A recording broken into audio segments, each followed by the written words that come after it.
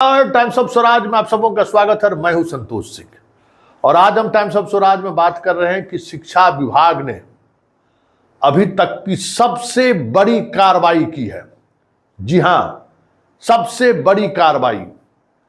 500 से अधिक प्रखंड शिक्षा पदाधिकारी और 21,000 से अधिक हेडमास्टर साहब पर कार्रवाई करने का आदेश शिक्षा विभाग ने जारी किया है। और ये जो कार्रवाई है वो कार्रवाई अपने आप में इस तरीके की है कि जो भी प्रखंड शिक्षा पदाधिकारी हैं, हमें नहीं लगता है कि आने वाले समय में उनको कोई प्रमोशन भी हो पाएगा, या फिर जो रिटायर्ड मास्टर लोगों को बनाया गया है कई जगह शिक्षा विभाग में, हमें नहीं लगता है कि अब उनकी सेवा में उनको रखा जाएगा, क्योंकि सभी के खिलाफ प्रपत्र को गठित करने का आदेश हुआ है। और हेडमास्टर साहब लोगों पर 21,000 से अधिक हेडमास्टर साहब हैं, उन पर कार्रवाई करने की जिम्मेवारी जिला शिक्षा पदाधिकारी को दी गई है। और सारी कार्रवाई सुनिश्चित करके 1 सप्ताह के अंदर में मुख्यालय को सूचित करना है कि आपने कार्रवाई जो आदेश हुआ है उस आदेश का आपने अनुपालन कर दिया है। और जिस जिले में अनुपालन नहीं होगा उस जिला के जिला शिक्षा पदाधिकारी सस्पेंड होंगे। इस तरीके का आदेश पहली बार शिक्षा विभाग के द्वारा जारी किया गया है। वजह क्या है? वजह जानकर आप हैरान रह जाएंगे। 15 जून तक ई शिक्षा कोष में जितने छात्र एडमिशन लिए हैं उनका पूरा डाटा अपडेट करना था, लेकिन 21,000 से अधिक स्कूलों के हेडमास्टर ने उस डाटा को अपडेट नहीं किया, जिस वजह से सरकार जो की योजनाओं का जो लाभ छात्रों को सीधे अकाउंट में जाता था, वो लाभ पहुंचने में समस्या खड़ी हो गई है। वो उसके लेकर अलॉटमेंट सरकार ने कर दी है, लेकिन वो राशि छात्रों के अकाउंट में नहीं जा रहा है।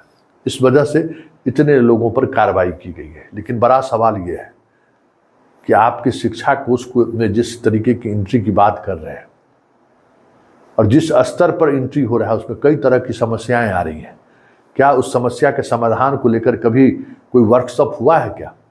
एक तो आपका ये जो पोर्टल है वो पोर्टल बहुत स्लो चलता है, ग्रामीण इलाके में नेटवर्किंग का भी प्रॉब्लम है। इसके अलावा अब 6ठा 7वां 8वां 9वां 10वां में अगर 1 से 2 अगर सेक्शन चल रहा है तो सेक्शन में अगर एक नाम का अगर 2 छात्र हो गया तो लीजिए डाटा लेता ही नहीं है।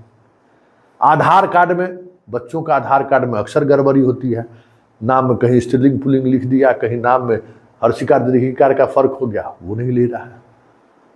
उसके बाद खुलने में समय लगता है, खुलता ही नहीं है जल्दी। और कई तरह की समस्या है।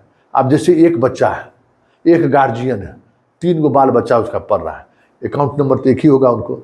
अब जैसे ही वो अकाउंट नंबर तीनों के बच्चों में डाला जाता है, आगे टी करने लगता है कि भाई तो क्या करेगा, मतलब तीनों बच्चों का अलग अलग गार्जियन अकाउंट खुलावे। तो ये सब चीज़ें हैं, क्योंकि मैनुअली तो कुछ है नहीं, सब ऑनलाइन है। और ऑनलाइन में जो उसमें फीड किया हुआ है उसी को वो स्वीकार कर रहा है। तो इन समस्याओं को भी देखना चाहिए और हमें लगता है कि विभाग इस पर गंभीरता से विचार करे। उस विचार करने की तैयारी क्योंकि करनी इसलिए है कि 25 तारीख से अब अटेंडेंस होगा मोबाइल पर, वो भी शिक्षा कोष से जुड़ा हुआ है।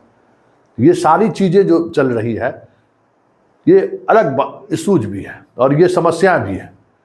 लेकिन इन सब समस्याओं के बावजूद भी जिस स्तर पर कार्रवाई हुई है वो कार्रवाई संकेत है कि के पाठक हंगामा खड़ा करते थे, के पाठक डंडा चलाते थे, सिद्धार्थ कार्रवाई कर रहे हैं।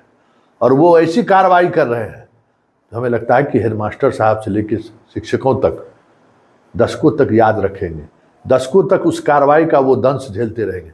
अब जिस के प्रपत्र को गठित हो गया तब तो उसका सस्पेंशन आगे की प्रक्रिया है।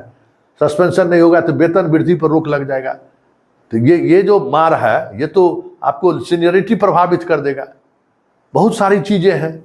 हेडमास्टर साहब लोगों पर जो कार्रवाई होनी है वो उस कार्रवाई में अगर निलंबन हो गया तो फिर उनके निलंबन वापसी की जो प्रक्रिया है वो काफ़ी उन्हें जूनियर बना सकता है, कई तरह की समस्याएं खड़ी हो सकती है।